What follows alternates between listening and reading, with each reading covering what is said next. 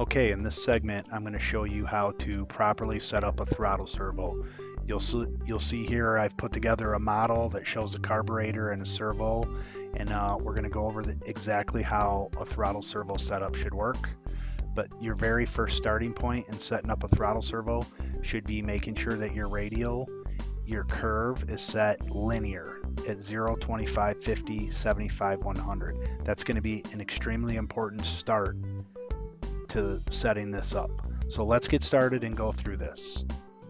Okay, I've put together a ideal throttle setup, and you can see here I marked my board with full throttle, half throttle, and low throttle. You can see the butterfly on the carburetor, the 90 degrees on the servo arm, and a straight linkage.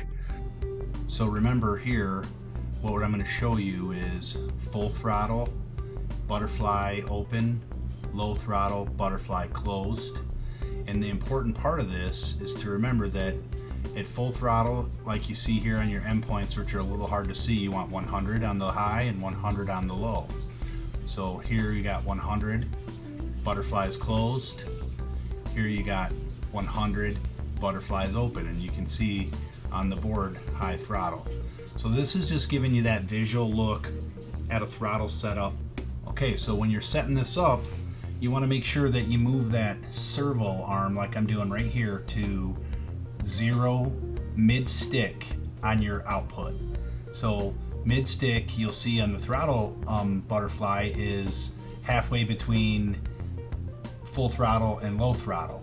So mid stick is the important starting point for when you're setting up your throttle servo. Now you'll see here I'm setting it at high throttle. Now keep in mind that if you go to high throttle and let's say you adjust your endpoints and you get 170 on your endpoint, so your high throttle endpoint is higher than your low throttle. You don't have them. What that means is that your rod that you see here, so your butterfly is 120 or 130 here, whatever you have.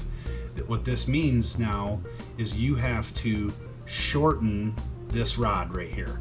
So the goal is if your high throttle is endpoint is lower or higher than your low throttle endpoint, then you have to shorten this rod.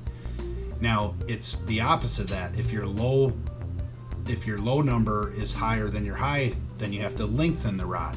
This is a really important part in dialing in that 100 on your throttle. So as you can see here, this is the rod. You're gonna turn it. That's gonna shorten the rod like you see here. So that's gonna be really important. So a couple things to remember. You went back at the very beginning and you set that linear throttle curve. It's important that you use as little sub trim as possible, if any, none at all. So at that mid throttle mark, which we talked about being your starting point, you want 100 on your endpoints. Now if you can't get 100, it's okay. The goal here is to get the low throttle mark here and the high throttle mark. The goal is to get those the same. So whether it's 70 70, 80 80, 100, that's vital important. Otherwise, what you'll be doing is you'll be programming into your throttle mechanical curve, and you don't want that. You want your throttle to move when you move it. Now at a later date, some people go in and program a curve like you see, like I'm doing right here, and you can see what it does. As I dial down the curve, you can see the curve is no longer linear. I just moved the one mark, so you can see I almost put like a shelf in it, and as you watch the servo move, you can visually see the servo stop as I'm moving the throttle. So you see that little hitch in the servo movement. That's from me putting in that curve. So obviously I'm just doing that here to show you what that looks like when you're putting in throttle curve. So make sure you put that back I'll go ahead and put that back to the 0, 25, 50, 75, 100, which is that linear throttle curve.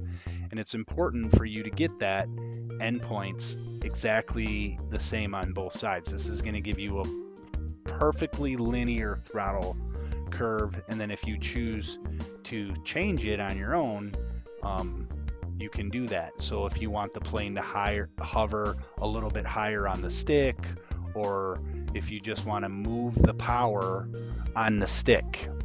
Okay guys, so those are the basics of how to set up a throttle servo.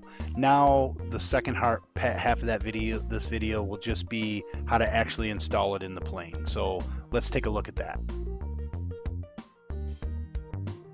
Okay, now that we got that out of the way, I showed you the theory. We're going to go ahead and actually install it in the plane, and you can see here, same thing with the grommets and the spacers. I'm putting the throttle servo in the top of the fuselage, so here's the mounting plate.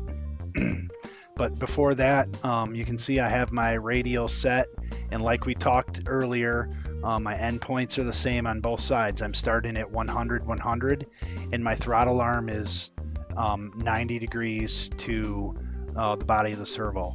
Keep in mind though, it's close to 90 degrees. I'm not using any sub trim.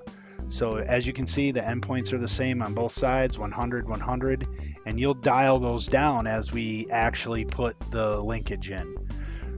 So here you can see I'm just going to mount the servo in. You're going to want to make sure I am using a mini servo, a 1250 Savax. So I made a different plate, but just to hold it better than the large plate. But here you can see I'm screwing in the servo, which is very standard.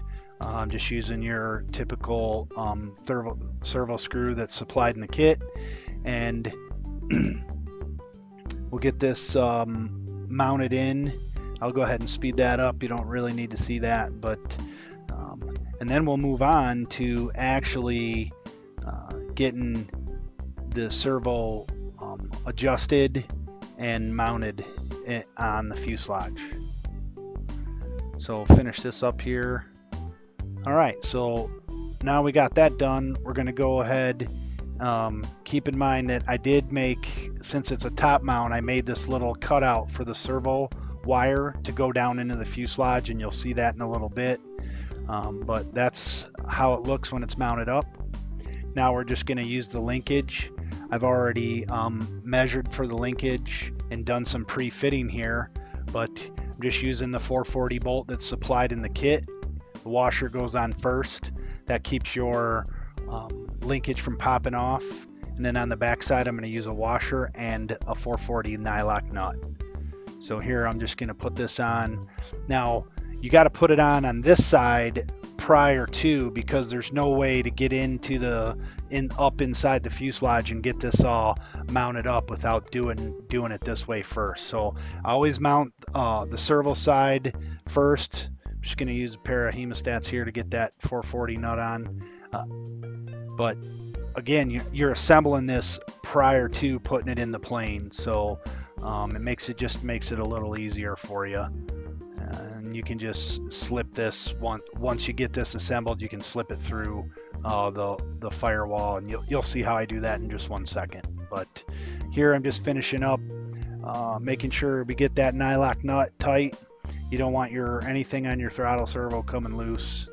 But there you'll see the linkage. You can see how I got the bolt, the washer, then a washer and a nylock nut. So here you can see we're going to actually assemble it, but there's that cutout I was talking about, and I also filed a little piece of that cutout in the fuselage. That way when I wrap the wire around, nothing's getting pinched, and you can see that right here. So here I'll just slip that linkage through the throttle hole that we drilled earlier in the videos. And you'll see I'll make sure I'm not pinching that wire there. I'm just going to pull that tight, or not tight, but I'm just going to pull that through, make sure nothing's pinching, and then we'll go ahead and get this plate screwed down. Alright, so I'm just going to use my servo screws. I'll speed this up for you, just pretty simple.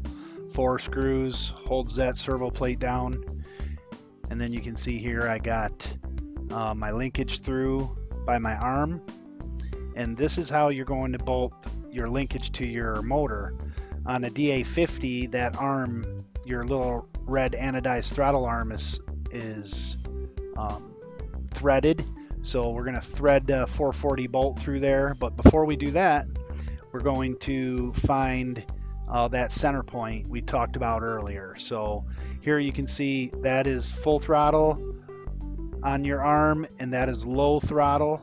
So again, the mid throttle point is right there in between. And then we're going to set our radio at the 0, the neutral mark, so mid stick. And that'll give us a very good starting point. So you can see here I'm setting it for mid stick, and I want to make sure on the monitor that says 0 on your servo output monitor. That way you know you're exactly at mid stick. Then just for adjustment purposes, we'll screw this down. We're not going to put the nylock nut on the back yet, but we're just going to get this set. So here what we'll do is now we're going to pull the low throttle, and you can see we'll just adjust that a little bit, and then we'll go to high throttle and adjust that a little bit, and then we'll take a look at our endpoints, and our endpoints should match, and if they don't, we have to adjust that rod. So again, if your number is larger, your endpoint is larger on the high throttle side, then you need to shorten that rod. So we're going to just continue to sort of fine tune this until we get, it's a pretty tedious process, but we're going to fine tune it until we get it perfectly right. Set. So my endpoints right now set on this are 71, 71. So it's good servo resolution, a linear throttle curve, and 71, 71 on the low and high side throttle. That's and a straight servo rod. That's a pretty good throttle setup. Alright everybody, here's the choke rod setup that I used, a little bell crank system.